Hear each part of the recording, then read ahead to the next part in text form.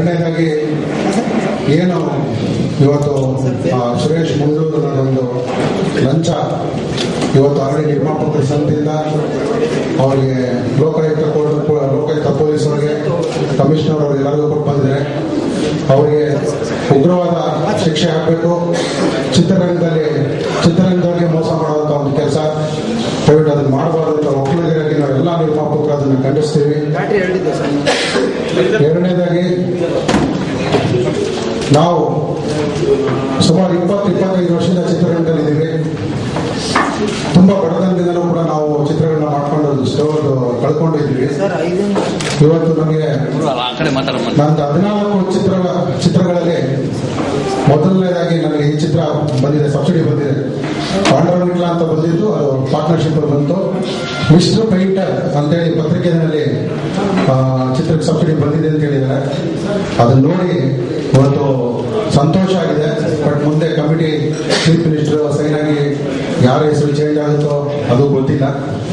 But ಬಂದಿರೋ ಕಮಿಟಿಯಲ್ಲಿ ಒಬ್ಬರು ಲಂಚ ಬಿಟ್ಟರೆ ಮಿಕ್ಕಿದ ಎಲ್ಲ ಕಮಿಟಿ ಸದಸ್ಯರುಗಳು ಆರಿಸಿ ಶಿವರಾಮ್ ಸುಮಾರು 55 ವರ್ಷದ ಚಿತ್ರರಂಗದಲ್ಲಿ ಇದ್ದು ಆ ಸಮಿತಿನಲ್ಲಿ ಲಂಚ ಅವ್ರು ತಗೊಂಡಿದ್ದಾರೆ ಅನ್ನೋ ಯಾವ ಪುರಾವೆಗಳು ನಮಗಿಲ್ಲ. ಬಂದಿರೋ ನಿರ್ಮಾಪಕರಲ್ಲಿ ಇವಾಗ 106 ಚಿತ್ರಗಳಲ್ಲಿ 50 ಚಿತ್ರಕ್ಕೆ ಮಾತ್ರ ಸಬ್ಸಿಡಿ. ಯಾವ ಕಮಿಟಿ ಬಂದರೂ 56 ಚಿತ್ರಕ್ಕೆ ಸಬ್ಸಿಡಿ ಸಿಗೋದಿಲ್ಲ. ಬಂದಿರೋರನ್ನ ಅದೃಷ್ಟ, ಬಂದಿದ್ದವ್ರನ್ನ ಆಗಿಲ್ಲ. ಲಾಸ್ಟ್ ಟೈಮ್ ಸುಮಾರು ಪಿಕ್ಚರ್ಗಳು ನಮಗೂ ಬಂದಿಲ್ಲ. ಬಟ್ ಬಂದಿರೋರು ಅದೃಷ್ಟಪ್ಪ ಅವರ ಒಂದು ಇದಕ್ಕೆ ಬಂದಿದೆ, ಒಳ್ಳೆ ಚಿತ್ರಕ್ಕೆ ಬಂದಿದೆ. ಏನೋ ನಮ್ದಲ್ಲಿ ತಪ್ಪಾಗಿರ್ಬೋದು ಅನ್ಕೊಂಡು ನಾವು ಇಲ್ಲಿವರೆಗೂ ಇದ್ದೋ. ಆದ್ರೆ ಬಂದಿರೋ ಕಮಿಟಿನೇ ಇದು ಟೋಟಲ್ ಸಿನಿಮಾ ಅನೌನ್ಸ್ಮೆಂಟ್ ಏನ್ ಪೇಪರ್ನಲ್ಲಿ ಬಂದಿದೆ ಕನ್ನಡ ಪ್ರಭಾ ಪತ್ರಿಕೆಯಲ್ಲಿ, ದಯವಿಟ್ಟು ಆ ಪತ್ರಿಕೆಯಲ್ಲಿ ನಿಜನೇ ಆಗಿದ್ರೆ, ಆ ಕಮಿಟಿ ಅವರು ಅದನ್ನ ರೆಕಮೆಂಡೇಶನ್ ಮಾಡಿ ಸಬ್ಸಿಡಿ ಆಗಿದ್ರೆ ದಯವಿಟ್ಟು ಯಾವುದು ಅಶ್ಲೀಲತೆ ಇಲ್ಲದೆ, ರೀಮೇಕ್ ಇಲ್ಲದೆ ಸ್ಟ್ರೈಟ್ ಸಿನಿಮಾಗಳಿಗೆ ಸಬ್ಸಿಡಿ ಅನೌನ್ಸ್ಮೆಂಟ್ ಆಗಿದೆ. ದಯವಿಟ್ಟು ಎಲ್ಲಾ ಚಿತ್ರಗಳಿಗೂ ಈ ಬಾರಿ ಕೊಟ್ಟು ಮುಂದಿನ ಬಾರಿ ಇಡೀ ಚಿತ್ರರಂಗದಲ್ಲಿ ಕೂತ್ಕೊಂಡು ಈಗ ಮಾತಾಡುವಂತ ಟೈಮ್ ಬಂದಿದೆ. ಎಲ್ಲಾ ನಿರ್ಮಾಪಕರಿಗೂ ಸಬ್ಸಿಡಿ ಸಿಗ್ಬೇಕು ಅನ್ನೋದು ಎಲ್ಲಾ ನಿರ್ಮಾಪಕರ ಕೋರಿಕೆ. ಅದು 5 ಲಕ್ಷ ಬರುತ್ತೋ, 6 ಲಕ್ಷ ಬರುತ್ತೋ, 8 ಲಕ್ಷ ಬರುತ್ತೋ, ಇಲ್ಲ 1 ಲಕ್ಷ ಬಂದ್ರು ಎಲ್ಲರೂ ಹಂಚಿ. ಯಾಕಂದ್ರೆ ನಮ್ಮಲ್ಲೇ ನಮ್ ಬಂದಿಲ್ಲ ಅನ್ನೋದು ನಮ್ಗೆ ಮುಜುಗರ ಆಗ್ತಾ ಇದೆ. ಮುಂದಿನ ಸಾರಿ ನೆಕ್ಸ್ಟ್ ಟೈಮ್ ಈ ಕಮಿಟಿ ಬರೋಕ್ಕಿಂತ ಮುಂಚೆ ಚಿತ್ರರಂಗದಲ್ಲಿ ವಾಣಿಜ್ಯ ಮಂಡಳಿ ಮತ್ತು ನಿರ್ಮಾಪಕರ ಸಂಘ ಕೂತು ಎಲ್ಲಾ ಸಿನಿಮಾಗಳಿಗೂ ಸಬ್ಸಿಡಿ ಸಿಗ್ಬೇಕು. ಎಲ್ಲ ಯಾವ್ದು ಅದು ಕ್ವಾಲಿಟಿ ಇದೆ ಅಂದ್ರೆ ಅದು 65 ಇದೆಯೋ, 70 ಇದೆಯೋ, 80 ಇದೆಯೋ, 90 ಇದೆಯೋ, ಅವ್ರು ಏನ್ ಬಡ್ಜೆಟ್ ಅಲೋಕೇಶನ್ ಇಟ್ಟಿದಾರೋ ಅದನ್ನೆಲ್ಲರೂ ಈಕ್ವಲ್ ಆಗಿ ಹಂಚಿದ್ರೆ ಸಾಕು ಅನ್ನೋ ಒಂದು ಎಲ್ಲರೂ ಬಂದಿದ್ದಾರೆ. ಇವತ್ತು ಮುಖ್ಯವಾಗಿ ನಮ್ಗೆ ಟೈಮ್ ಇಲ್ಲದೆ ಕೂಡ ಈ ಬರೀ ಸಾರ್ ಈ ವಿಷಯ ಮಾತಾಡೋಕ್ಕಿಂತ BC ಪಟೇಲ್ ಸರ್ ಅವರು ಬಂದಿದ್ದಾರೆ. ನಮ್ಗೆ ತುಂಬಾ ಅವರು ಬಂದಿರೋದು ಯಾಕಂದ್ರೆ ಅವರು ತುಂಬಾ ಊರಲ್ಲಿ ಇದ್ದಿದ್ದು ಕೂಡ ನಿನ್ನೆ ಹೇಳಿದ ತಕ್ಷಣ ಅವ್ರು ಬಂದಿದ್ದಾರೆ. ಅವ್ರಿಗೆ ನಾವು ಸಂತೋಷವನ್ನ ವ್ಯಕ್ತಪಡಿಸ್ತೀವಿ. ಎಲ್ಲ ನಿರ್ಮಾಪಕರ ಪರವಾಗಿ ಒಂದೆರಡು ಮಾತುಗಳನ್ನ ಮಾತಾಡ್ಬೇಕು ಅಂತ ಕೇಳ್ಕೊಳ್ತೇನೆ. ಈಗ ಯಾವ್ದು ಬೇರೆ ಇನ್ನೊಬ್ರು ಅಂದ್ರೆ ನಮ್ಮಲ್ಲಿ ಒಬ್ರು ಹೋಗೋದು ಸಬ್ಸಿಡಿ ಎಲ್ಲರಿಗೂ 106 ಸಿನಿಮಾಗಳು ಕೊಡಕ್ ಆಗೋದಿಲ್ಲ. ಅದು ಒಂದು ಮನೋಭಾವದಿಂದ ಬಂದಿರೋಂತ ಎಷ್ಟೋ ಇವತ್ತು ಕಷ್ಟದಲ್ಲಿ ನಿರ್ಮಾಪಕರು ಕೂತಿದ್ದಾರೆ. ಈಗ ಸಾಯಿ ಪ್ರಕಾಶ್ ಇವತ್ತು ಯಾವಷ್ಟು ಕಷ್ಟಪಟ್ಟು ಇವತ್ತು ಬೆಳ್ಕೊಂಡ್ ಬಂದಿದ್ದಾರೆ. ಅವ್ರು ಇವತ್ತೊಂದು ಸಬ್ಸಿಡಿ ಬರ್ತಾ ಇದೆ ಅಂತ ಹೇಳಿದ್ರೆ ಸಂತೋಷ ಅವರು. ಅಂತ ಪರಿಸ್ಥಿತಿನಲ್ಲಿ ಈ ಕಮಿಟಿ ಮಾಡಿದಂತ ಎಲ್ಲಾ ಚಿತ್ರಗಳನ್ನು ಕ್ಯಾನ್ಸಲ್ ಮಾಡಿ ಬೇರೆ ಹೊಸ ಕಮಿಟಿ ಮಾಡಿ ಅನ್ನೋದನ್ನ ದಯವಿಟ್ಟು ಮಾಡದೆ ಈ ಬಂದಿರೋ ಚಿತ್ರಗಳಿಗೆ ದಯವಿಟ್ಟು ಮಾಡಿ. ಮುಂದಿನ ವರ್ಷದಿಂದ ಯಾವುದು ಕಮಿಟಿ ಬೇಡ, ಡೈರೆಕ್ಟ್ ಆಗಿ ಒಳ್ಳೆ ಕ್ವಾಲಿಟಿ ಇದೆ ಅಂತ ಅಶ್ಲೀಲತೆ ಬಿಟ್ಟು, ರೀಮೇಕ್ ಬಿಟ್ಟು ದಯವಿಟ್ಟು ಒಳ್ಳೆ ಚಿತ್ರ ಅಂದ್ರೆ ಇರೋ ಬಂದಿರೋದ್ರಲ್ಲಿ ಎಲ್ಲರೂ ಹಂಚಿ. ಅದು 5 ಲಕ್ಷ ಬಂದ್ರು ನಾವು ಸಂತೋಷ ಸ್ವೀಕರಿಸಿ ನಾವು ರೆಡಿ ಇದ್ದೀವಿ ಎಂದು ನನ್ನ ಮಾತನಾಡ್ತೇನೆ. ಸರ್ಕಾರದಲ್ಲಿ ಯಾವುದೋ ಒಬ್ಬ ಮಂತ್ರಿ ಲಂಚ ಪ್ರಕರಣದಲ್ಲಿ ಸಿಕ್ಕಾಕೊಂಡಂತ ಇಡೀ ಸರ್ಕಾರ ರಾಜೀನಾಮೆ ಕೊಟ್ಟಂತ ಉದಾಹರಣೆ ಎಲ್ಲೂ ಇಲ್ಲ. ಸಮಿತಿ ಎತ್ತಿಗೆ ಜ್ವರ ಬಂದ್ರೆ ಎಮ್ಮಿಗೆ ಬರೆ ಕೊಡುವಂತ ಪದ್ಧತಿ ಆಗಬಾರ್ದು. ಸಮಿತಿಯಲ್ಲಿ ಎಷ್ಟು ಜನ ಸದಸ್ಯರಿದ್ದಾರೆ? ಸಮಿತಿ ಅಧ್ಯಕ್ಷರು ಗೌರವಾನ್ವಿತ ಶಿವರಾಮ್ ಅವರು ದೊಡ್ಡ ಕಲಾವಿದರಾಗದೇ ಇರ್ಬೋದು, ಹೀರೋ ಆಗದೇ ಇರ್ಬೋದು, ಆದ್ರೆ ಒಬ್ಬ ಉತ್ತಮವಾದಂತ ಒಬ್ಬ ಕಲಾವಿದರು, ಬಹಳ ಸೀನಿಯರ್ ಮೋಸ್ಟ್ ಕಲಾವಿದರು, ಅವ್ರನ್ನ ಸರ್ಕಾರ ನೇಮಕ ಮಾಡಿದೆ. ಯಾರೋ ಆ ಸಮಿತಿಯಲ್ಲಿ ಒಬ್ಬ ಲಂಚ ತಗೊಂಡ ಅಂತೇಳಿ ಎಲ್ಲರೂ ಕೂಡ ಆ ಸಮಿತಿ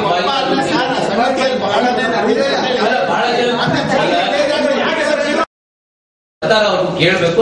ಅವಾಗ ಸರ್ಕಾರಕ್ಕೆ ಶಿವರಾಮ್ ಅವರು ಉತ್ತರ ಕೊಡಬೇಕಾಗುತ್ತೆ. ಅಂತೇಳಿ ಎಲ್ಲ ಕಡೆಗೂ ಬಂದ ಅವಶ್ಯಕತೆ ಇಲ್ಲ. ಇದು ವಾದ ವಿವಾದ ನಡೆದಿದೆ. ಸರ್, ಶಿವರಾಮ್ ಅವರು ಜೇಬಿಂದ ದುಡ್ಡು ಕೊಡ್ತಾ ಇಲ್ಲ, ಜನರ ಟ್ಯಾಕ್ಸ್ ದುಡ್ಡು ಕೊಡ್ತಾ ಇರೋದು. ಟ್ಯಾಕ್ಸ್ ದುಡ್ಡು ಕೊಡಬೇಕಾದ್ರೆ ಈ ಜಗತ್ತಲ್ಲಿ ಯಾರು ತಮ್ಮ ಸ್ವಂತ ಜೇಬಿಂದ ಎಲ್ಲೂ ಕೊಡೋದಿಲ್ಲ. ಯಾವುದೇ ಸರ್ಕಾರ ಕೊಟ್ಟರು ಸರ್ಕಾರ ಜೇಬಿಂದ ಕೊಡಲ್ಲ, ನಿಮ್ ಜೇಬಿನ ಹಣನೇ ಸರ್ಕಾರ ಕೊಡ್ತಾ ಇರೋದು. ಇಲ್ಲಿ ಕೊಡೋ ಅವಶ್ಯಕತೆ ಅವ್ರು ಕೊಡುವಾಗ ಸರ್ಕಾರ ಅವರ ಕ್ಲಾರಿಫಿಕೇಶನ್ ಕೇಳಿದಾಗ ಅವ್ರಿಗೆ ಉತ್ತರ ಕೊಡ್ತಾರೆ. ಅವರು ಕೊಡೋ ಸಂದರ್ಭದಲ್ಲಿ ಈಗ ಅವ್ರು ಯಾರೋ ಪತ್ರಿಕೆಯಲ್ಲಿ ಹೋದ ತಕ್ಷಣ ಶಿವರಾಮ್ ಬಂದಲ್ಲಿ ಕೊಡೋ ಅವಶ್ಯಕತೆ ಇಲ್ಲ. ಈಗ ನಾವ್ ಹೇಳ್ತೀವಿ ಬಂದು ಸರ್ಕಾರ ಅವ್ರು ಕೇಳಿದಾಗ ಅವ್ರು ಹೇಳ್ತಾರೆ. ಈಗ ನಾವು ಭಾಗಿದಾರಿದ್ದೇವೆ, ನಾವು ನಿರ್ಮಾಪಕರುಗಳಿದ್ದೇವೆ. ನಾವು ಕೂಡ ಈಗ 14-15 ಸಿನಿಮಾ ಪ್ರೊಡ್ಯೂಸ್ ಮಾಡಿದ್ದೇವೆ. ಅದರಲ್ಲಿ 2 ಸ್ಟೇಟ್ ಅವಾರ್ಡ್ ಬಂದಿದೆ ನಮಗೂ ಸಿನಿಮಾ. ಈಗ ನಮ್ಮ ಯಾವ್ದು ಬಂದಿದೆ ಏನ್ ಬಿಟ್ಟಿದೆ ಗೊತ್ತಿಲ್ಲ. ನಾನು ಊರಲ್ಲಿದ್ದಾಗ ಗಣೇಶ್ ಅವರು ಹೇಳಿದ್ರು ಈ ತರ ಒಂದು ಪಟ್ಟಿ ಬಂದಿದೆ, ಇದಕ್ಕೇನೋ ಅಡ್ಡ ಆಗಿದೆ, ಯಾರೋ ಒಬ್ಬರು ಲಂಚ ತಗೊಂಡ್ರಂತೆ, ಅದರಿಂದ ಅದನ್ನ ತಡೆ ಹಿಡಿಬೇಕು ಅಂತ ಒತ್ತಾಯ ಮಾಡಿದ್ದಾರೆ. ಅದಕ್ಕೆ ಎತ್ತಿಗೆ ಜನ ಬಂದ್ರೆ ಎಮ್ಮೆಗೆ ಯಾಕೆ ಬರೆ ಕೊಡ್ತೀರಿ ನೀವು? ಎಲ್ಲದನ್ನೂ ಯಾಕೆ ತಡೆ ಹಿಡಿತೀರಿ? ಒಂದು ನಿಮಿಷ ಹೇಳಿ. ಅವರು ಸ್ಟ್ರಿಂಗ್ ಆಪರೇಷನ್ ಮಾಡಿದಾಗ ಒಂದು ಮಾತಿದೆ ಸುರೇಶ್ ಮಂಗಳೂರು ಎಲ್ಲರಿಗೂ ಕೊಡ್ಬೇಕಾಗುತ್ತೆ ದುಡ್ಡನ್ನು 1 ಲಕ್ಷ ಎಲ್ಲರಿಗೂ ಕೊಡ್ತಾರೆ ಅಂತ ಅರ್ಥ. ಗೊತ್ತಿದ್ರೆ ಒಂದು ವಿಷಯ ತಮ್ಮ ಗಮನಕ್ಕೆ ತರಕ್ಕೆ ಇಷ್ಟಪಡ್ತೇನೆ. Accused statement is not admissible in the court of law. ಹಾಗಿದ್ದಾಗ ಅದು ಯಾರೋ ಒಬ್ಬ ಮನುಷ್ಯ ತಾಂತ್ರಿಕ ಹಾಕತ್ತೀನಿ ಅಂತೇಳಿ ಎಲ್ಲರೂ ಹೆಸರನ್ನ ಹೇಳಿದ ತಕ್ಷಣ ಎಲ್ಲರ ಹೆಸರು ಬೈರ ಅದು ಪ್ರೂವ್ ಆಗೋವರೆಗೂ ಎಲ್ಲರ ಮೇಲೆ ಕಪ್ಪು ಚುಕ್ಕಿಯನ್ನು ಇಡೋದು ತಪ್ಪಾಗುತ್ತೆ. ಈಗ ಈ ತರ ಲಂಚ ತಗೊಂಡು ಸಬ್ಸಿಡಿ ಸಿಕ್ಕಿಲ್ಲ ಅಂತ ಪಟ್ಟಿಯಲ್ಲಿ ಯಾವ ಪಟ್ಟಿ ಹೊರಗೆ ಪಟ್ಟಿ ಇಲ್ಲ ಅಂತ ಅಂದ್ಬಿಟ್ಟು ಹೆಸರುಗಳು ಬೇಡ, ಒಬ್ಬ ಪ್ರೊಡ್ಯೂಸರ್ಗೆ ವಾಪಸ್ ದುಡ್ಡು ಕಟ್ಟ ಉದಾಹರಣೆ ಇದೆ. ಯಾರಂತ ಅವ್ರ ಬಗ್ಗೆ ಬಹಿರಂಗಪಡಿಸಿ ಅದ್ರ ಬಗ್ಗೆ ತನಿಖೆ ಆಗಲಿ. ಉದಾಹರಣೆಗೆ ಗುಮ್ಮಾಗಿ ಮಾತಾಡೋದು ಬೇಡ. ಈಗ ಯಾರಂತ ಸ್ಪಷ್ಟವಾಗಿದ್ದಂತವ್ರು ಯಾರು ಕೊಟ್ಟಿದ್ರೆ ಇಂಥವ್ರು ತಗೊಂಡ್ರು ಇಂಥವ್ರು ಕೊಟ್ರು ಅಂತೇಳಿ ಅವ್ರ ಬಗ್ಗೆ ತನಿಖೆ ಆಗಲಿ. ಪೊಲೀಸ್ ಇದೆ, ಲೋಕಾಯುಕ್ತ ಇದೆ. ತಿರಸ್ಕಾರ ಮಾಡಿ ಹೊಸದನ್ನು ಮಾಡಿ ಅಂತ ಯಾಕೆ ತಿರಸ್ಕಾರ ಮಾಡಬೇಕು? ಅಲ್ಲಿ ಸುರೇಶ್ ಬಾಬು ಈಗ ಅವರು ಲಂಚ ತಗೊಂಡಂತ ವ್ಯಕ್ತಿ ಅವ್ರು ಹೇಳಿದ್ದನ್ನ ನೀವು ಪ್ರಧಾನವಾಗಿ ಇಟ್ಕೊಂತೀರಿ ಅಂದ್ರೆ ಉಳಿದವ್ರು ಉತ್ತಮವಾಗಿರುವಂತ ಹೇಳಿಕೆಯನ್ನು ನೀವು ಒಂದು ಯಾವ್ದೋ ಸಿನಿಮಾಗೆ ಲಂಚ ತಗೊಂಡು ಅವರ ಪಟ್ಟಿಗೆ ಹೆಸರು ಸೇರಿಸಿರೋರು ಲಂಚ ತಗೊಂಡು ಇನ್ನಷ್ಟು ಸಿನಿಮಾಗಳನ್ನು ಸೇರಿಸಿ. ಈಗ ಆ ಸಿನಿಮಾನೇ ಇಲ್ಲ ಅಂತ ಹೇಳಿದ್ರಲ್ಲ. ಈಗ ಆ ಸಿನಿಮಾ ಯಾವ್ದು ಲಂಚ ತಗೊಂಡು ಮಾಡ್ತೀವಿ ಆ ಸಿನಿಮಾನೇ ಇಲ್ಲ ಅಂತ ಹೇಳಿದಾಗ ಈ ಮನುಷ್ಯ ಯಾರು ಲಂಚ ತಗೊಂಡಿದ್ದ ಅವ್ರ ಮಾತು ನಡೆದಿಲ್ಲ ಅಂತ ಆಯ್ತಲ್ಲ. ಪ್ರಭಾವ ಅಲ್ಲಿ ನಡೆದಿಲ್ಲ ಅಂತ ಆಯ್ತು.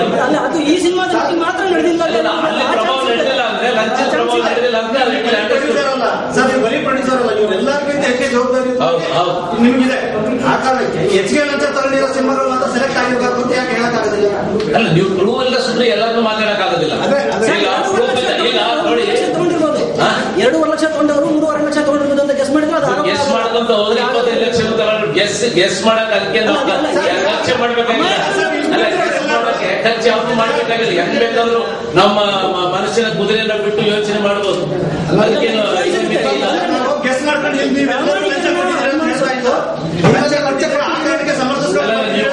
ಹೇಳೋದಕ್ಕಿಂತ ನಿಮ್ಮ ಹತ್ರ ಏನಾದ್ರು ಎವಿಡೆಂಟ್ ಇದ್ರೆ ಕರೆಕ್ಟ್ ಆಗಿ ಫಿಗರ್ಸ್ ಇದ್ರೆ ಅದನ್ನ ಇಡೀ ನೀವು ಜವಾಬ್ದಾರಿ. ಈಗ ನನಗೆ ಒಂದ್ ನಿಮಿಷ ಮಾತಾಡೋದು ನೀವು ಎಲ್ಲ ನೀವೇ ಮಾತಾಡಿದ್ರೆ ಮತ್ತೆ ನಾವೇ ಅಲ್ಲ ನಾ ಹೇಳೋದು ನೀವು ಕೇಳಿದಕ್ಕೆ ನಾವು ಉತ್ತರ ಹೇಳ್ತಾ ಇದ್ದೀವಿ. ಕೇಳಿದ್ರೆ ಉತ್ತರ ಹೇಳ್ತಾ ಇದ್ದೀವಿ. ಈಗ ನನಗೇನ್ ಜವಾಬ್ದಾರಿ ಇದೆ ಅಂತ ಹೇಳಿದ್ರೆ ಮಾಧ್ಯಮ ಸ್ನೇಹಿತರು ನಿಮ್ಗೂ ಕೂಡ ಅತ್ಯಂತ ಹೆಚ್ಚಿನ ಜವಾಬ್ದಾರಿ. ನಿಮ್ಮ ಗಮನಕ್ಕಿಂತ ವಿಷಯ ಬಂತು ಅಂದ್ರೆ ಯಾವನಿದೆ ನೀವು ಫುಟ್ಬಾಲ್ ಥಿಂಗ್ಸ್ ಯಾವ ತಪ್ಪು ಮಾಡ್ತಾರೆ ಹೋಗಿ ಜೈಲು ಹೋಗ್ಲಿ ಯಾರು ಬೇಡ ಅಂತ ಹೇಳ್ತಾರೆ. ಅವ್ರು ತಪ್ಪು ಮಾಡಿದವ್ರು ಇರ್ಬೇಕು ಅಂತ ಯಾರು ಡಿಪೆಂಡ್ ಆಗ್ತಾ ಇಲ್ಲ. ಆದ್ರೆ ನಮ್ಮ ನಿರ್ಮಾಪಕರಿಗೆ ಏನು ಅನ್ಯಾಯ ಆಗ್ತದೆ ಆಗಬಾರ್ದು. ಎಲ್ಲಾ ನಿರ್ಮಾಪಕರಿಗೆ ಹೇಳೋದು ಈಗ ನೋಡಿ ಇದು ಬೆಳೆಸ್ಕೊಂಡು ಹೋದ್ರೆ ನಾವು ಆಗ್ಬೇಕು ಅಂತ ಅವ್ರು ಆಗ್ಬಾರ್ದು ಅಂತ ಹೇಳಿ ನಮಗ್ ಸಿಗದೆ ಇರೋರು ನಮಗ್ ಬೇಕು ಅದರಿಂದ ಈ ಪಟ್ಟಿ ತಡೆ ಹಿಡಿಬೇಕು ಅಂತಾರೆ. ಈಗ ನಾವು ಈಗ ಬಂದಿದೆ ಅಂತ ಹೇಳಿದ್ರೆ ಇದು ತಡೆ ಹಿಡಿಬಾರ್ದು. ನಾವು ಹೇಳ್ಬೇಕು ಪಾಟೀಲ್ ನೀವ್ ಹೇಳ್ತಾ ಇದ್ರಿ. ಒಂದ್ ನಿಮಿಷ ನಾನು ಹೇಳುದು ನೀವೆಲ್ಲಾ ನಿರ್ಮಾಪಕರು ಅನ್ಯಾಯ ಆಗ್ಬಾರ್ದು ನೀವೇ ಹೇಳ್ತೀರಾ. ಮೊನ್ನೆ ನೊಂದ ನಿರ್ಮಾಪಕರು ಬಂದು ಪತ್ರಿಕಾಗೋಷ್ಠಿ ಮಾಡಿ ಈಗ ನಾವು ನೊಂದಿಲ್ಲ ಅಂತ ನಿಮ್ದು ಅಲ್ಲ ನಾವು ನೊಂದಿಲ್ಲ. ನಾವು ಬಹಳ ಸಂತೋಷವಾಗಿ ಬಂದಿದ್ದೀವಿ. ನಾವು ಮನೆ ಮಾರ್ಕೊಂಡಿದ್ದೀವಿ. ನಾವು ಮನೆ ಮಾರ್ಕೊಂಡಿದ್ದೀವಿ ಸಿನಿಮಾ ಮಾಡಿ ತಿಳ್ಕೊಳ್ಳಿ. ಸಾಯಿ ಪ್ರಕಾಶ್ ಅವ್ರು ನಿಮ್ಗೆ ಗೊತ್ತಿದೆ ಯಾವ ನಿರ್ಮಾಪಕರು ಕೂಡ ಇವತ್ತು ಒಬ್ಬಿಬ್ಬರು ಒಂದು ಬೆರಳೆಣಿಕೆಯಷ್ಟು ನಿರ್ಮಾಪಕರು ಬಿಟ್ರೆ ಕನ್ನಡ ಚಿತ್ರರಂಗದಲ್ಲಿ ಯಾವ ನಿರ್ಮಾಪಕರು ಸಂತೋಷವಾಗಿಲ್ಲ. ಯಾರು ಕೂಡ ಇವತ್ತು ಅದನ್ನು ದುಡಿಮೆ ಮಾಡಿ ಮನೆಗಳನ್ನು ಕಟ್ಕೊಂಡಿಲ್ಲ. ಇದ್ದಂತ ಮನೆ ಮಠಗಳನ್ನು ಮಾರ್ಕೊಂಡು ಸಿನಿಮಾ ಮಾಡಿದ್ದಾರೆ ಹೊರತು ಯಾರು ಸಂತೋಷವಾಗಿಲ್ಲ. ಇದು ವಿರೋಧ ಪಕ್ಷ ಮಾತಾಡೋಕಿದ್ರೆ ಪಟೇಲ್ ನೀವು ಗೊತ್ತಿದೆ ಪತ್ರಿಕಾಗೋಷ್ಠಿ ಗೊತ್ತಿದೆ ಕಡೆ ಅಲ್ಲ ಫಸ್ಟ್ ಮಾಡ್ತಾ ಇಲ್ಲ ಪತ್ರಿಕಾಗೋಷ್ಠಿ ಅಲ್ಲ ಪತ್ರಿಕಾಗೋಷ್ಠಿ ಫಸ್ಟ್ ಮಾಡ್ತಾ ಇಲ್ಲ ನಾನು.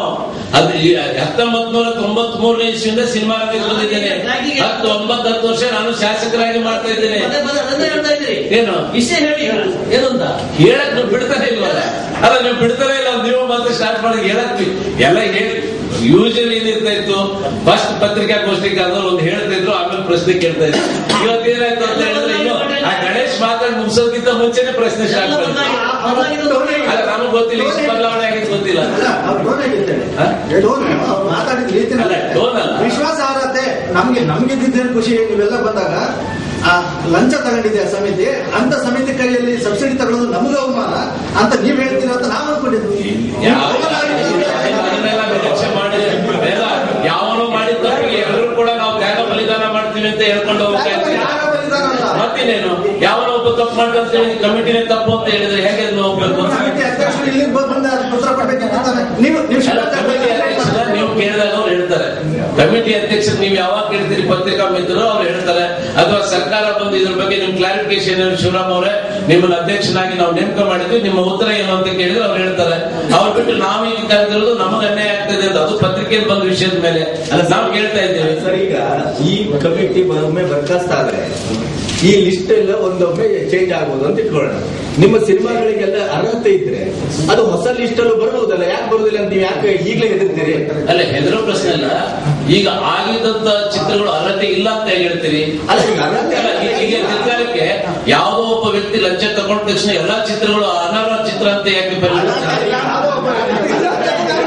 ಅಲ್ಲ, ಸಮಿತಿ ಒಬ್ಬ ವ್ಯಕ್ತಿ, ಯಾರೋ ಒಬ್ಬ ವ್ಯಕ್ತಿ ಇದ್ರೆ ಸಮಿತಿ ಒಬ್ಬ ವ್ಯಕ್ತಿ. ನಿಮ್ಮ ಸಿನಿಮಾಗಳಿಗೆ ಅರ್ಹತೆ ಇದೆ ಅಂತ ಭಾವಿಸುವ ಸರ್. ನಿಮ್ಮ ಸಿನಿಮಾಗಳಿಗೆ ಅರ್ಹತೆ ಇದೆ, ಸತ್ಯವಾಗಿ ನೇರವಾಗಿ ನೋಡಿ. 2009-10ನೇ ಸಾಲಿನ ಚಿತ್ರಗಳು, 2009-10ನೇ ಸಾಲಿನ ಚಿತ್ರಗಳು, ಇಲ್ಲಿ ಬಡ್ಡಿ ಪ್ರಮಾಣ ಎಷ್ಟಿರ್ತದೆ, ಯಾವ್ಯಾವ ರೀತಿ ಪ್ರತಿ ತಿಂಗಳು ಬಡ್ಡಿ ಮೀಟರ್ ಏರ್ತಾ ಇದೆ ಅಂತ ತಮ್ಗೆ ಗೊತ್ತಿದೆ ಅಂತ ಭಾವಿಸಿದ್ದೇನೆ. ಆ ರೀತಿ 9ರಿಂದ 12ನೇ ಸಾಲಿನ ಇಸ್ವಿ 3 ವರ್ಷ ಆಗಿದೆ. ಇನ್ನು ಈಗಲೇ ಅಲ್ಲಲ್ಲ, ಈಗ ಈ ಸಮಿತಿ ಚಿತ್ರಗಳನ್ನ ನೋಡಕ್ ಪ್ರಾರಂಭ ಮಾಡಿ 3 ತಿಂಗಳ ಮೇಲಾಗಿದೆ. 3 ತಿಂಗಳ ಮೇಲೆ ಒಂದು ಪಟ್ಟಿ ಬಂದಾಗ ಇದು ಮಾಡಿ ಮತ್ತಿಂದ 6 ತಿಂಗಳು ಹೋದ್ರೆ ಇದ್ದಂತವ್ರು ಇನ್ನೂ ಕುಸ್ತೋಗ್ಬಿಡ್ತಾರೆ. ಒಳಗಡೆ ಅಂತ ನಾನು ಹೇಳಕ್ ತಯಾರಿಲ್ಲ. ನೋಡಿ, ಧ್ವನಿ ಎತ್ತಿದ ತಕ್ಷಣ ಇದು ರಾಜಕೀಯಕ್ಕೂ ಇದಕ್ಕೂ ಹೋಲ್ಸಕ್ಕಾಗಲ್ಲ. ಒಳಗ ಮನೆ ಅಂತ ತಕ್ಷಣ ನಾವು ಕನ್ಕ್ಲೂಷನ್ ಬರಕ್ಕಾಗಲ್ಲ. ಹೆಂಗ್ ಹೋಗಿದ್ದು ಮಾಡಿದ್ದು? ಈಗ ಅವರು ಕೇಳ್ಕೊಂಡಿದ್ದಾರೆ. ಅಲ್ಲ, ಹಂಗಾರೆ ಅವ್ರು ನಿನ್ನೆ ಹೇಳಿದ್ದಕ್ಕೆ ನೀವೆಲ್ಲ ಹೇಳಿದ್ದು ಸರಿ ಇದೆ ಅಂತ ಹೇಳಕ್ಕಾಗುತ್ತಾ? ಈಗ ನಮ್ಮ ಮನಸ್ಸಿನ ಆಹ್ವಾನಗಳನ್ನ ಹೇಳ್ಬೇಕಲ್ಲ, ನಮ್ಮ ಭಾವನೆಗಳನ್ನ ಕೇಳ್ಬೇಕಲ್ಲ, ಏನ್ ನಮ್ಮ ನೋವುಗಳನ್ನ ನೀವು ಹೇಳ್ಬೇಕಲ್ಲ. ಅದು ಆದ ತಕ್ಷಣ ಒಳಗ ಮನೆ ಅಂತ ಯಾಕೆ ಹೇಳೋದು? ಹಾಗಲ್ಲ. ಈಗ ನಿರ್ಮಾಪಕರ ಸಂಘ ಅಂತ ಒಂದು ನಿರ್ಮಾಪಕರ ಸಂಘದ ಅಧ್ಯಕ್ಷರು ಬೆಳಗ್ಗೆ ಲೋಕಾಯುಕ್ತರಿಗೆ ಪತ್ರ ಕೊಡ್ತಿದ್ವಿ ಅಂತೆಲ್ಲ ಕೊಡ್ಲಿ. ಈಗ ಅವ್ರ ಮೇಲೆ ತನಿಖೆ ಮಾಡ್ಲಿ ಬೇಡ ಅಂತ ಯಾರು ಹೇಳಿಲ್ವಲ್ಲ. ಗಣೇಶ್ ಅವರು ಬಹಳ ಸ್ಪಷ್ಟವಾಗಿ ಹೇಳಿದ್ರು, ಅವ್ರ ಮೇಲೆ ತನಿಖೆ ಮಾಡಿ ಅವ್ರನ್ನ ಜೈಲಿಗೆ ಕಳಿಸಿ ನಾವು ಅವ್ರನ್ನ ಸಮರ್ಥಿಸ್ತೇವೆ ಅಂತ ಹೇಳಿಲ್ಲ. ಅದಕ್ಕೋಸ್ಕರ ಇಡೀ ಸಮಿತಿ ಮಾಡಿದಂತ ತೀರ್ಮಾನವನ್ನ ರದ್ದುಗೊಳಿಸೋದು ಸೂಕ್ತ ಅಲ್ಲ ಅಂತ ಅವರೊಬ್ಬರೇ ಆ ತರದ ಧೈರ್ಯ ಮಾಡ್ಲಾರು ಅನ್ನೋದು ನಿಮ್ಗೊಬ್ಬ ನಟರಾಗಿ ಮತ್ತು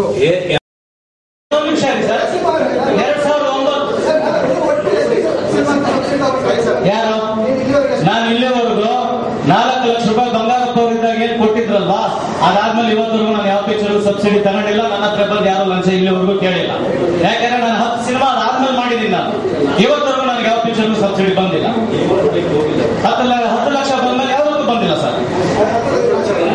ಅಲ್ಲ, ಇದಕ್ಕೆ ಒಂದು ಪರಿಹಾರ ಏನಾಗಬಹುದು ಅಂತ ಹೇಳಿದ್ರೆ, ಯಾವ ರಿಮೇಕ್ ಚಿತ್ರಗಳಿದಾವ ಅವು ಕೊಡಬಾರ್ದು ಅಂತ ಇದೆ. ಅದನ್ನ ಸ್ಪಷ್ಟವಾಗಿ ತೆಗೆದು ಈಗ ಸರ್ಕಾರ ಏನ್ ಮಾಡಿದೆ, 2011-12ನೇ ಇಸ್ವಿಗಳ 75 ಚಿತ್ರಗಳಿಗೆ ಕೊಡಬೇಕು ಅಂತ ಹೇಳಿ ಕಾಯ್ದೆ ಮಾಡಿದ್ದಾರೆ. ಸೊ 2009-10 ಏನಾಗಿತ್ತು ಅಂದ್ರೆ 50 ಚಿತ್ರಗಳಿಗೆ ಮಾಡಿದ್ರು. ಈಗ ಈ ಚಿತ್ರಗಳಿಗೆ ತೆಗೆದು ಆ ಚಿತ್ರ ಕೊಡೋದು, ಆ ಚಿತ್ರಗಳಿಗೆ ತೆಗೆದು ಈ ಚಿತ್ರ ಕೊಡೋದು, ಇದನ್ನ ಮತ್ತೆ ಗೊಂದಲ ಎಬ್ಬಿಸ್ಕೊಂಡು ಹೋಗೋದಕ್ಕಿಂತ ನಾವು ಸರ್ಕಾರವನ್ನು ಈ ಮೂಲಕ ಒತ್ತಾಯ ಮಾಡಲಿಕ್ಕೆ ಒಂದು ಇಷ್ಟಪಡ್ತೇವೆ. ಆ 25 ಚಿತ್ರಗಳನ್ನ ಅನೌನ್ಸ್ ಮಾಡಿ ರಿಮೇಕ್ ಚಿತ್ರಗಳನ್ನು ತೆಗೆದುಹಾಕಿದ್ರೆ ಬಹುತೇಕವಾಗಿ 2009-10ರಲ್ಲಿ ಬಿಡುಗಡೆ ಆಗಿದ್ದು ಸೆನ್ಸಾರ್ ಆದಂತ ಎಲ್ಲಾ ಚಿತ್ರಗಳಿಗೂ ಕೂಡ ಸಬ್ಸಿಡಿ ಬರಲಿಕ್ಕೆ ಸಾಧ್ಯತೆ ಇದೆ.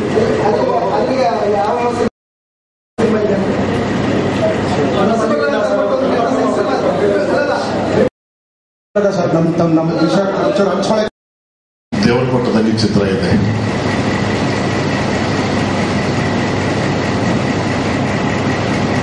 ಯಾರು ಯಾವ ರೀತಿ ಲಂಚ ಕೊಟ್ಟಿದ್ದಾರೆ, ಯಾವ ರೀತಿ ಲಂಚ ತಗೊಂಡಿದ್ದಾರೆ, ಯಾರು ತಪ್ಪು ಮಾಡಿದ್ದಾರೆ, ಎಲ್ಲ ಕಾನೂನು ಸರ್ಕಾರ ತಪ್ಪದೇ ಶಿಕ್ಷೆ ಕೊಡುತ್ತೆ, ಕೊಡಲೇಬೇಕು. ಯಾವ ತಪ್ಪು ಮಾಡದೆ ನಮ್ಮಂತ ನಿರ್ಮಾಪಕರಿಗೆ ಅನ್ಯಾಯ ಆಗಬಾರ್ದು ಅಂತ ಕೇಳೋಕ್ಕೋಸ್ಕರ ನಾನು ಬಂದಿದ್ದೀನಿ ಅಷ್ಟೇ. ನಾನು ಯಾಕೆ ಲಂಚ ಕೊಡಲಿಲ್ಲ. ಆಲ್ರೆಡಿ 2009 ನವೆಂಬರ್ ರಿಲೀಸ್ ಆಗಂತ ನಾನು ದೇವರು ಕೊಡ್ತಂಗೆ ಚಿತ್ರ ಹೆಚ್ಚು ಲಾಸ್ ಆಗಿ, ಮನೆ ಆಗ್ಬೋದು, ಬೇರೆ ಸೈಟ್ಸ್ ಆಗ್ಬೋದು, ಎಷ್ಟೋ ನಾನು ಲಾಸ್ ಮಾಡಿಕೊಂಡು ಬೇರೆ ಬೇರೆ ಕಷ್ಟ ಹೊಣೆ ಆಗಿ ಪುನಃ ಒಂದು ನಿರ್ದೇಶಕನಾಗಿ ನಾನು ಬಾಳ್ತಾ ಇದ್ದೀನಿ. ಆ ಸಬ್ಸಿಡಿ ಪ್ರೊಡ್ಯೂಸರ್ ಕೌನ್ಸಿಲ್ನಲ್ಲಿ ನಮ್ಮ BP ತ್ಯಾಗರಾಜರು ಕೊಡಬೇಕಂತನೂ ಅವಾಗ ನಾನು ಒಪ್ಕೊಂಡಿದ್ದೀನಿ. ಇಂಥ ಪರಿಸ್ಥಿತಿಯಲ್ಲಿ ನನ್ನಂಥ ಕಷ್ಟ ಇರುವಂಥ ನಿರ್ಮಾಪಕರು ದೇವರು ಕೊಟ್ಟದಂಗೆ ಒಳ್ಳೆ ಕಥಾ ಚಿತ್ರ, ನಮ್ಮ ನೀಟುಟಿ ಇರುವಂಥ ಚಿತ್ರ, ಬೈ ಮಿಸ್ಟೇಕ್ ಈ ಗೊಂದಲಲ್ಲಿ ಏನಾದರೂ ಸಬ್ಸಿಡಿ ಬೇರೆ ರೀತಿ ನಾನು ಲಾಸ್ ಮಾಡಿಕೊಂಡ್ರೆ ಇನ್ನೂ ಕಷ್ಟಕ್ಕೆ ಗುರಿ ಆಗ್ತಂತ ಕೇಳಕ್ಕೋಸ್ಕರ ಬೇಡಕ್ಕೋಸ್ಕರ ಬಂದಿದ್ದು ಬಿಟ್ರೆ ಬೇರೆ ರೀತಿ ನನಗೇನು ಅರ್ಹತೆ ಇಲ್ಲ. ಯಾಕಂದ್ರೆ ನಾನೊಬ್ಬ ನಿರ್ಮಾಪಕ. ಕಷ್ಟದ ನಿರ್ಮಾಪಕರು ಲಂಚ ಕೊಡೋದೇನು, 2 ಲಕ್ಷ 3 ಲಕ್ಷ ಲಂಚ ಕೊಟ್ಟು ಏನ್ ಸಾಧನೆ ಮಾಡೋದು, ನಾವು ಎಷ್ಟು ಬಡ್ಡಿ ಕಟ್ತಾ ಇದೀವಿ, ಇನ್ನೂ ಬಡ್ಡಿ ತಂದು ಮೆಂಬರ್ಸ್ ದುಡ್ಡು ಕೊಟ್ಟು ಸಬ್ಸಿಡಿ ಪಡಿಬೇಕಾದ್ರೆ ಇನ್ನು ಎಷ್ಟು ಕಷ್ಟ ಆಗತ್ತೆ. ಹುಟ್ಟಿದ ನಿರ್ಮಾಪಕರು ಅರ್ಥ ಮಾಡ್ಕೊಳ್ಳಿಲ್ಲ. ತಗೊಂಡಿದಂತ ನಮ್ಮ ಮೆಂಬರ್ಸ್ ನಿಜವಾಗ್ಲೂ ಅವ್ರು ಜೆರಾಕ್ಸ್ ತಗೊಂಡು ನಾವು ದಿನ ಪೂಜೆ ಮಾಡಬೇಕು. ನಿರ್ಮಾಪಕರು ಎಷ್ಟು ತೊಂದರೆ ಕೊಡ್ತಾ ಇದ್ದಾರೆ ಅವರು. ನಾನು ನಿಮ್ಮೆಲ್ಲರ ಪರವಾಗಿ, ನಮ್ಮ ನಿರ್ಮಾಪಕ ಪರವಾಗಿ, ಚಲನಚಿತ್ರದಲ್ಲಿ ನಿರ್ಮಾಪಕ ಪರವಾಗಿ ಸರ್ಕಾರ ಕೇಳೋದೊಂದೇ, ಎಲ್ಲ ಚಿತ್ರಕ್ಕೆ ನೀವು ಹೇಳಿದಂತ ರೀಮೇಕ್ ಆಗಲಿ ಬೇರೆ ಬೇರೆ ರೀತಿ ಚಿತ್ರಗಳನ್ನ ಅಲ್ಲ, ಒಳ್ಳೆ ಕಥಾ ಚಿತ್ರಗಳು ಎಲ್ಲ ಚಿತ್ರಕ್ಕೆ ಸಬ್ಸಿಡಿ ಕೊಟ್ರೆ ಈ ಗೊಂದಲ ಸೃಷ್ಟಿ ಆಗಲ್ಲ. ನಿಜವಾಗ್ಲೂ 99% ನಿರ್ಮಾಪಕ ಕಷ್ಟದಲ್ಲಿದ್ದೀವಿ ನಾವು. 90 ಅಲ್ಲ 99%. ಯಾರೋ ಒಬ್ಬರಿಬ್ಬರು ಅನುಭವ ನೀವು ನೋಡ್ತಾ ಇದ್ರೆ ನಮ್ಮನ್ನು ಎಷ್ಟೋ ವರ್ಷದಿಂದ, ಇವಾಗ ಹೊಸದಾಗಿ ನೋಡ್ತಾ ಇಲ್ಲ. ಹಿಂದೆ ಇರೋ ಕಾಲ ಇವಾಗಿಲ್ಲ. ಒಂದು 5-6 ವರ್ಷದಿಂದ ನಾವು ಕೇವಲ ಲಾಸೇ ನೋಡ್ತಾ ಇದ್ವಿ ಬಿಟ್ರೆ ಹಾಕಿ ದುಡ್ಡು ಬರ್ತಾ ಇಲ್ಲ.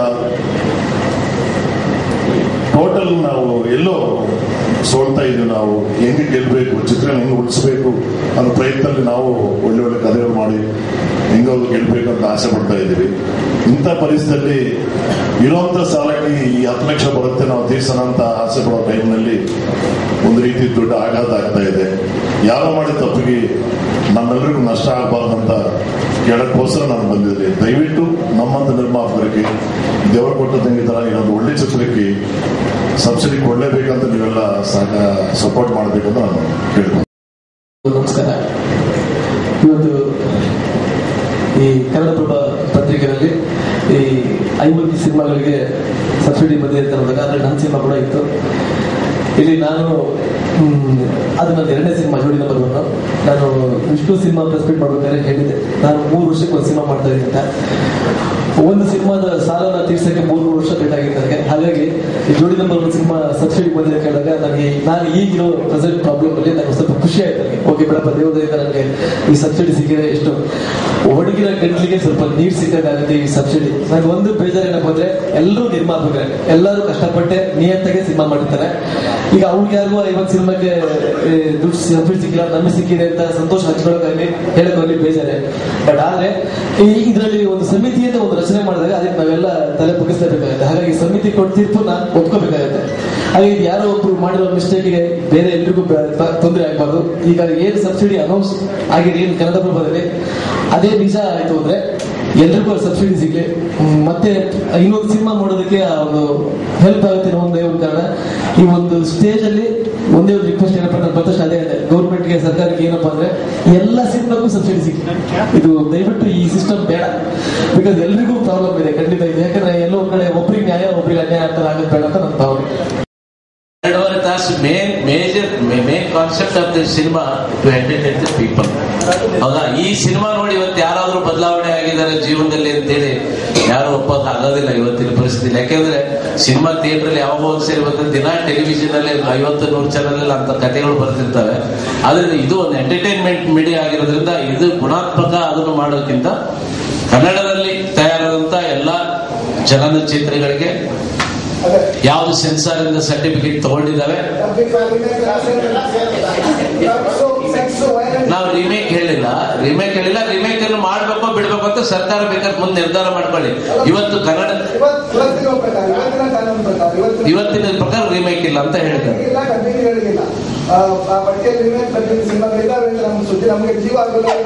ಈ ತರ ಹೇಳ್ಬಿಡಿ, ಅದ್ರಲ್ಲಿ ಯಾಕೆ ಸುದ್ದಿಗಿಂದ ಯಾಕೆ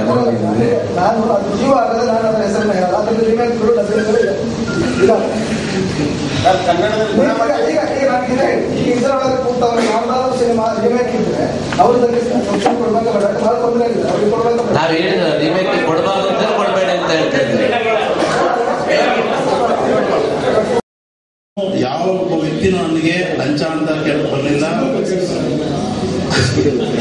ಇಲ್ಲ ಅಂದ್ರೆ ಆತರ ಇದು ಲಂಚದ ಒಂದು ಈ ವಾತಾವರಣ ಎಲ್ಲೂ ಇಲ್ಲ ಸರ್. ಯಾರೋ ಒಬ್ಬ ಅಕಸ್ಮಾತ್ ನಮ್ಮ ಪಾಟೀಲ್ ಸಾಹೇಬ್ ಹೇಳಿದ್ರೆ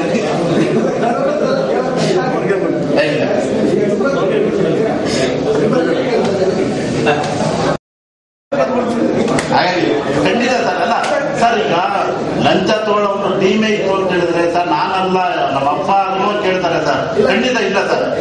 ಅಕಸ್ಮಾತ್ ಯಾರೋ ಒಬ್ಬ 109 ಸಿನಿಮಾಗಳು ಈ ಸರ್ತಿ ಸಬ್ಸಿಡಿಗೆ ಅರ್ಜಿ ಸಲ್ಲಿಸಿದ್ರು. ಅದರಲ್ಲಿ 5 ಸಿನಿಮಾ 104 6 ಪ್ರಿಂಟ್ ಬಂದಿರಲಿಲ್ಲ.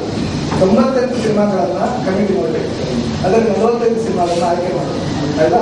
ಒಂದು 8-10 ಜನರ ಹತ್ರ ಬಿಟ್ಟು ನಮ್ಗೆ ಗೊತ್ತಿಲ್ಲ, ನೀವು ಇಲ್ಲೇ 8-10 ಜನ ಅಥವಾ ಗೊತ್ತಿಲ್ಲ ನನಗೆ. 8-10 ಜನ ಬಿಟ್ಟು ಅಷ್ಟೂ ಜನರ ಹತ್ರ ದುಡ್ಡು ತಗೊಂಡಿದ್ದಾರೆ ಅನ್ನೋದು ನಮ್ಗಿರೋ ಮಾಹಿತಿ.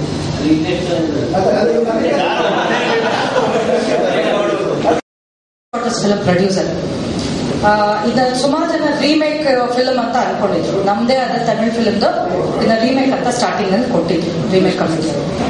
ಆ ರೀಮೇಕ್ ಕಮಿಟಿ ಅವ್ರಿಗೆ ಎಲ್ಲೂ ಇದು ರೀಮೇಕ್ ಫಿಲಮ್ ಅಂತ ಹೇಳಿರಲಿಲ್ಲ. ಆದ್ರೂ 2 ವರ್ಷ ನಾನು ಕೋರ್ಟ್ಗೆಲ್ಲ ಓಡಾಡಿ ಪ್ರಿನ್ಸಿಪಲ್ ಸೆಕ್ರೆಟರಿ ಹತ್ರ ಹೋಗಿ ನನ್ನ ದುರದೃಷ್ಟ 4 ಜನ ಡೈರೆಕ್ಟರ್ಗಳ ಚೇಂಜ್ ಆದ ವಾಚ್ ಮಾಡಿ ಆವಾಗ ಕನ್ನಡನೇ ಮೂಲ ಚಿತ್ರ ಅಂತ ಹೇಳಿ, ಯಾಕಂದ್ರೆ ಇಲ್ಲೇ 45 ಡೇಸ್ ಶೂಟಿಂಗ್ ಮಾಡಿದ್ದು, ಎಲ್ಲ ಕನ್ನಡ ಕಲಾವಿದರೇ ಇತ್ತು, ಎಲ್ಲ ಮಾಡಿ ಇನ್ನೇನು ತಮಿಳ್ ಮಾಡೋದಕ್ಕಾಗಲ್ಲ. ಸೊ ಆತರ ಏನು ಇಲ್ಲ ಅಂತ ಹೇಳಿ ಅವರು ಇದು ಕೊಟ್ಮೇಲೆ ಎಲಿಜಿಬಿಲಿಟಿ ಬಂತು ಸಬ್ಸಿಡಿಗೆ. ಸಬ್ಸಿಡಿ ಕಮಿಟಿ ಅವರು ನೋಡೋದಕ್ಕೆ ಎಲಿಜಿಬಿಲಿಟಿ ಬಂದಿದೆ, ಕೋರ್ಟ್ ಆರ್ಡರ್ಸ್ ಮತ್ತೆ ಸಮಿತಿಯವರು ಕುತ್ಕೊಂಡು ನಿರ್ಧಾರ. ಅದ್ರಲ್ಲಿ ನಮ್ಮ ಸುಬ್ರಹ್ಮಣ್ಯ ಸರ್ ಇದ್ರು ಆ ಕಮಿಟಿಲಿ. So he knows better. ಇಲ್ಲೇನು ಶಾರ್ಟ್ ಕಟ್ಸ್ ಏನು ತಗೊಂಡಿಲ್ಲ. 2 ವರ್ಷ ಸತತವಾಗಿ ಹೋರಾಟ ಮಾಡಿದ್ದೀನಿ. ಎಲ್ಲೋ ಹೇಳಿದ್ರು ಪ್ರೆಸ್ ಅಲ್ಲಿ ಈ ತರ ಪೊಲೀಸ್ ಕ್ವಾರ್ಟರ್ಸ್ ಅನ್ನೋದೊಂದು ರೀಮೇಕ್ ಚಿತ್ರ ಆಗಿತ್ತು, ಅದಕ್ಕೆ ಕೊಟ್ಟಿದ್ದಾರೆ ಅಂತ. ಅದಕ್ಕೆ ಐ ಹ್ಯಾವ್ ಎನಫ್ ಪ್ರೂಫ್. ಬೇಕಾದ್ರೆ ನಾನು ಇಲ್ಲಿ ನಿಮ್ಗಳಿಗೆ ಪ್ರೂಫ್ ಕೊಡ್ತೀನಿ. ನಾನೇ ಹೇಳ್ಬಿಡ್ತೀನಿ ಏನು ಮಾತಾಡ್ಬಿಟ್ಟು. ರಮೇಶ್ ಡೈರೆಕ್ಟ್ ಮಾಡಿದ ಸಿನಿಮಾ ಇದ್ದಾರೆ ಪೊಲೀಸ್ ಕ್ವಾರ್ಟರ್ಸ್. ಅದನ್ನ ಅವರು ಮೊದಲು ತಮಿಳುನಾಡನ್ನು ಸೆನ್ಸಾರ್ ಮಾಡಿಸಿದ್ರು. ತಮಿಳು ಸಿನಿಮಾನ ಮೊದಲು ಸೆನ್ಸಾರ್ ಮಾಡಿಸಿರೋದ್ರಿಂದ ವಾರ್ತಾ ಇಲಾಖೆ ಅದನ್ನ ರೀಮೇಕ್ ಸಿನಿಮಾ ಅಂತ ಹೇಳಿದ್ರು. ರೀಮೇಕ್ ಕಮಿಟಿ ಹೇಳಿದಲ್ಲ, ಅದು ರೀಮೇಕ್ ಕಮಿಟಿ ಮುಂದೆ ಬಂದಾಗ ರೀಮೇಕ್ ಕಮಿಟಿ ಅದನ್ನ ರೀಮೇಕ್ ಅಂತ ಹೇಳಿಲ್ಲ, ಅದು ಒಂದು ಇನ್ನೊಂದರ ಪ್ರತಿರೂಪ ಅಂತ ಹೇಳಿದ್ರು. ಅದು ಯಾಕೆ ಒಂದು ಇನ್ನೊಂದರ ಪ್ರತಿರೂಪ ಅಂತ ಹೇಳಿದ್ರೆ ಡಬ್ಬಿಂಗ್ ಅಂತಾನೆ ನೇರವಾಗಿ ಪ್ರಸ್ತಾವ ಮಾಡಬಹುದಾಗಿತ್ತು. ಅದ್ರ ತೊಂದರೆ ಆಗುತ್ತೆ ನಮ್ಮ ಕಾರಣಕ್ಕೆ. ಯಾಕಂದ್ರೆ ಪ್ರೊಡ್ಯೂಸರ್ಸ್ ಕನ್ನಡದಲ್ಲಿ ಮಾಡಿ ತಮಿಳಿಗೆ ಡಬ್ಬಿಂಗ್ ಮಾಡಿದೀನಿ ಅಂತ ಲೆಕ್ಕ ಕೊಡೋದಾದ್ರೆ ಕೊಡ್ಲಿ ಅನ್ನೋ ಕಾರಣಕ್ಕೆ ಈ ಕಮಿಟಿ ಅದನ್ನ ಒಂದು ಇನ್ನೊಂದರ ಪ್ರತಿರೂಪ ಡಬ್ಬಿಂಗ್ ಅದನ್ನು ಬಳಸಿಲ್ಲ. ಅದಾದ್ಮೇಲೆ ಕೋರ್ಟಿಗೆ ಹೋದ್ರು, ಮತ್ತೆ ಬಂದಾಗ ಅದನ್ನ ಹೇಳಿದ್ರು ಪ್ರಶಸ್ತಿ ಅಲ್ಲಿ ಅವ್ರು ಕನ್ನಡ ಸಿನಿಮಾ ಮಾಡಿದ್ರು. ತಮಿಳು ಸೈಮಲ್ಟೇನಿಯಸ್ ಮಾಡಿದ್ದೀನಿ, ಒಂದಷ್ಟು ಡಾಕ್ಯುಮೆಂಟ್ಸ್ ಅಲ್ಲಿ ತಂದುಕೊಟ್ಟು ಅದು ಸೈಮಲ್ಟೇನಿಯಸ್ ಅಲ್ಲ, ಬರೀ ಕ್ಲೋಸ್-ಅಪ್ ಶಾರ್ಟ್ಸ್, ಒಂದು 8 ಶಾರ್ಟ್ಸ್ ಒರಿಜಿನಲ್ ಸಿನಿಮಾ ಇಲ್ಲ ಅಂತ ಹೇಳೋದಕ್ಕೋಸ್ಕರನೇ. Thank you sir. ಅಲ್ಲ ಮುಗಿದು ಅವಾರ್ಡ್ ಬಂತು, ನಾನು ಸಬ್ಸಿಡಿ ಕೊಟ್ಟಿಲ್ಲ. ಪಿಕ್ಚರ್ ಮಾಡಿದ್ರೆ ಒಂದು ಅವಾರ್ಡ್ ಫಿಲ್ಮು ಒಂದು ಮೆಸೇಜ್ ಕೊಡೋ ಅಂತ ಸಿನಿಮಾ ಮಾಡಿದೆ. ಆಮೇಲೆ ಸುಗ್ರೀವ ಪಿಕ್ಚರ್ ಮಾಡಿದೆ. ಇದಾಗ ಫಸ್ಟ್ ಟೈಮ್ ಸಬ್ಸಿಡಿ ಅಂದ್ರೆ ನಾನು 15 ಪಿಕ್ಚರ್ ಸಬ್ಸಿಡಿ ಅಪ್ಲೈ ಮಾಡಿದ್ದೆ ನಂದಾದೀಪಿ ಅಂತ. ಇದು 2ನೇ ಸಿನಿಮಾ ಸಬ್ಸಿಡಿ. ನನ್ನ ಈ ಸಿನಿಮಾ ಬಂದು ಖುಷಿ ಆಯ್ತು. ಇದ್ಮೇಲೆ ನನಗಿನ್ನೊಂದು ಆಸೆ ಅಂದ್ರೆ ಇಷ್ಟು ಜನ ನಮ್ಗೆಲ್ಲ ಪ್ರೊಡ್ಯೂಸರ್ಗಳು ಸಮಸ್ಯೆ ನನಗೆ ಬಂದಿಲ್ಲ ನಿಧಿ ಬಲ್ಲ ಅನ್ನೋದನ್ನ ಈ ಬರ ಏನು ಫಂಡ್ ಕೊಡ್ತಾರೆ ಎಲ್ಲರಿಗೂ ಡಿವೈಡ್ ಮಾಡ್ಬಿಡ್ಲಿ. ಇಲ್ಲ ನನ್ನ ಅನಿಸಿಕೆ ಅಲ್ಲ, ನನ್ನ ಅನಿಸಿಕೆ ಇಲ್ಲ, ನನ್ನ ಇವತ್ತು ಅಲ್ಲ ನಮ್ಮ ಹೇಳ್ತಾರಲ್ಲ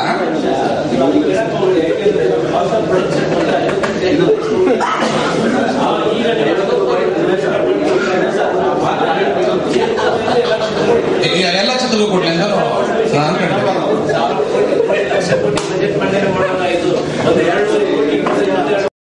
ಮಾಡಿಲ್ಲ. ಅದನ್ನ ಬೇಕಾದ್ರೆ ಪ್ರೂಫ್ ಮಾಡಿ ದುಡ್ಡು ಕೊಡ್ಲಿ. ನಮಗೆ ಸಬ್ಸಿಡಿ ಸ್ಯಾಂಕ್ಷನ್ ಮಾಡಿ ಇದು ಹೇಳ್ತೇನೆ ಇವತ್ತು ಈ ಸ್ಟೇಜ್ ಅಲ್ಲಿ ಹೇಳ್ತೇನೆ, ಪ್ರೂಫ್ ಮಾಡ್ಲಿ. ಬೇಡ ನಾ ಬೇಡ. ಇತ್ತೀಚೆಗೆ ಬಂದ ಸುದ್ದಿ ಏನಂದ್ರೆ ಪೊಲೀಸ್ ಕಮಿಷನರ್ ಕಂಪ್ಲೇಂಟ್ ಕೊಟ್ಟಿದ್ದಾರಂತೆ ಹೋಗಿ ಪ್ರೊಡ್ಯೂಸರ್ ಸಂಘದ ಅಧ್ಯಕ್ಷರೆಲ್ಲ ಸೇರ್ಕೊಂಡು ಇದನ್ನ CCBI ಅವರು ವಹಿಸಿದಾರಂತೆ ತನಿಖೆ ಮಾಡಿ ಅಂತ. ನೀವು ಈಗ ಏನ್ ಹೇಳಿದ್ರು ವೇಸ್ಟ್ ಆಗ್ತದೆ. ಒಳ್ಳೆ